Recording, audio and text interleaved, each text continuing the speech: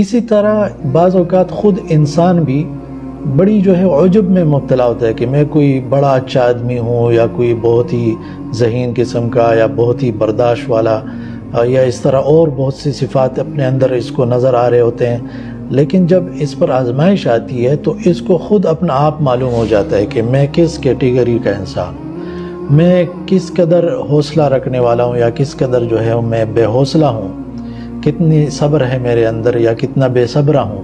کس قدر شکر ادا کرتا ہوں، یا کس قدر ناشکرہ انسان ہوں۔ تو یہ معلوم ہو جاتا ہے۔ بندے کی کمزوری یا اس کی ثابت قدمی کا اظہار اس بندے پر ہو جاتا ہے یا دوسروں کو ہو جاتا ہے، تو پھر اس کے مطابق جب انسان کو خود اپنا آپ معلوم ہو جائے دوسروں، تو یہ دوسری بات میں عرض کرنا چاہتا تھا